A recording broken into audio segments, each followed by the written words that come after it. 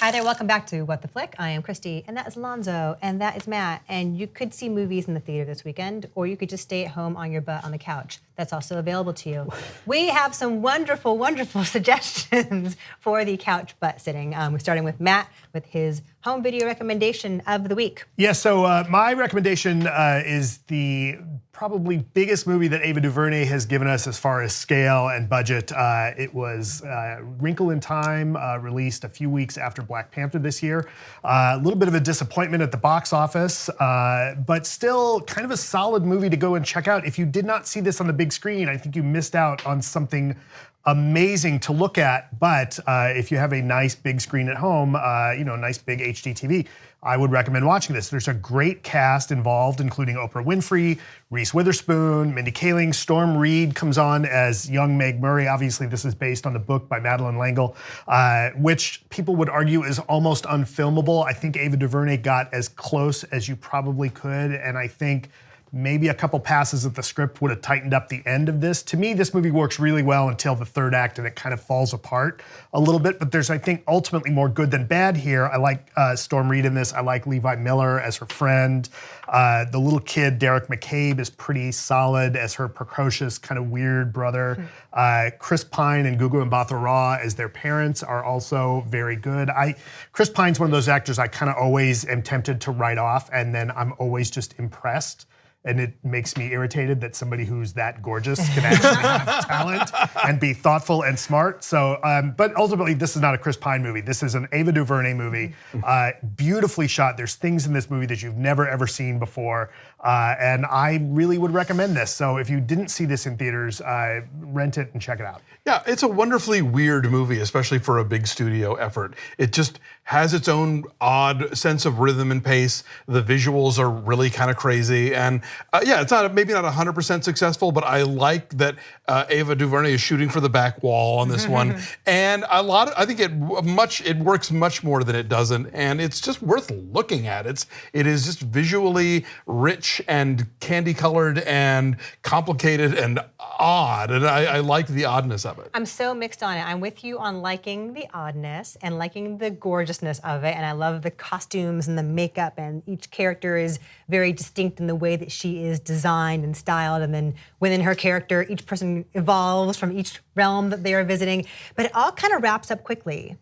I found that frustrating. Yeah. You mentioned the box office, Matt. It made just under $130 million domestically. And I'm guessing it was a very, very expensive movie to make. But I love that Ava got the chance to make it, and so.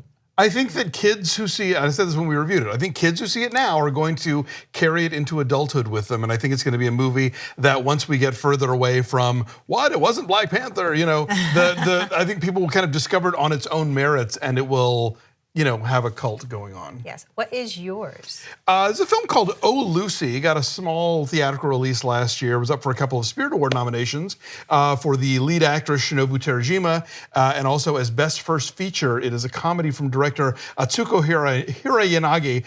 And Terajima plays a frustrated middle-aged woman, very sad in her office job. If you've been watching Agretsuko on Netflix, this is a good companion piece. Her niece talks her into taking a very unconventional English class that is taught by Josh Hartnett, who may or may not know what he's doing. And it winds up blowing her life wide open to where she and her sister wind up taking a road trip to America to track him down. It's a great female midlife crisis movie. It's a funny movie from Japan, and we don't get a lot of those imported to the States for some reason. And really wonderfully acted throughout, but especially Shinobu Terajima. It's an odd duck of a film that's worth checking out. Like A Wrinkle in Time, it is an odd duck of a movie with a strong woman at its center. Yeah, so much of what this movie is about is language, right? Yeah. Because she goes to learn English and the awkwardness of that, and just like learning to hold her mouth differently to pronounce certain words. But what Shinobu Terajima is doing here feels a lot like a silent performance in a lot of ways. Although language is so central to her character arc, because she's so expressive and she's so still as well, and is able to convey so much in really subtle and sometimes hilarious and sometimes heartbreaking ways. And I wish more people had seen this movie. You know, as you mentioned, it got some Spirit Award nominations, but I'm not sure that always necessarily translates into the large audience that a film like this deserves. I think a lot more people are going to. I don't know that it opened all that widely, so I think a lot more people are going to have access to the film now that it's streaming and it's on Blu-ray. And Josh Hartnett is good in this. Why are you surprised? Because was good in Virgin Suicide. He is, but he's just one of those, like you were saying, you know, he's far too attractive to be this good an actor, and he kind of went away for a while there. So well, I he's no hope Chris Klein. Well, are you guys aware of George Clooney? Yeah, but we know George It's Clooney's a possible good to be actor. gorgeous and yes, no, and of be a course. good But actor. anyway, but Hartnett's been gone for a while, so I hope there's a renaissance of him doing like interesting character work like this. A Hartnett-essence. A Hartnett-essence. Like Why the not? McConaissance, but for But Josh not. Hartnett. But not. Okay, so my pick is Thoroughbreds, which Alonso and I disagreed about greatly when we reviewed this a couple months ago here on What the Flick. I love this movie, and just that poster alone tells you so much about the mood and the vibe of this film. It is so chilly and it is so restrained, and it is about these two teenage girls in a really privileged enclave of Connecticut. And Anya Taylor-Joy is brilliant and has graduated from boarding school early because she's so brilliant and living in this like palatial home with her mom and her horrible stepfather. And Olivia Cooke is her childhood friend that she reconnects with because she needs a tutor. So she goes to Anya Taylor-Joy, and the two at first seem like really different young women and then find out that they have more in common than they realized. You guys are looking at video of guns, so someone might be the target of a plot. Oh, there's a knife? Yeah. So someone might be the target of some sort of violence that I don't want to give away. This reminded me a lot of Heathers in the like delicious meanness of it and in the verbal acrobatics of it, but also reminded me of Yorgos Lanthimos films because it's so precise in the way it's cold tonally, but like just precise in the way that it's shot. And I loved it. And it has some of the best. And you did not. I didn't love it, but there's a lot that I admire about it. It is well crafted. I like the performances. There is an exercise machine sound design choice that will haunt your nightmares. Yeah, he will hold a shot for a long time and like push in slowly and like let the sound design either from the movie playing on TV or from the aforementioned exercise machine. He will let that do the work, and it's really subtle.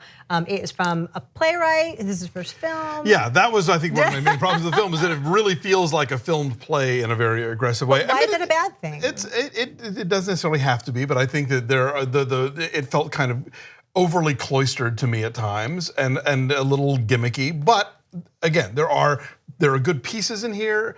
Watch it streaming. You know, I think this is somebody who might have more interesting stuff in him as his career. Yes, goes along. Corey Finley is the writer and director, and yeah, it does feel like a play. But then they use the house in ways. It's such a cliche to say the house is a character.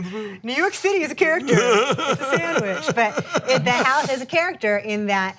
At first, it seems like opulent and like a symbol of anything being possible. Aspirational. And it gets darker and it feels smaller and more claustrophobic and tighter as the tension goes. This is also Anton Yelchin's last performance. Yes. You saw him in the trailer or the clips we saw there. He is great as the towny drug dealer, and heartbreaking to see him again. So go check those out. Oh, Lucy, Wrinkle in Time, and Thoroughbreds.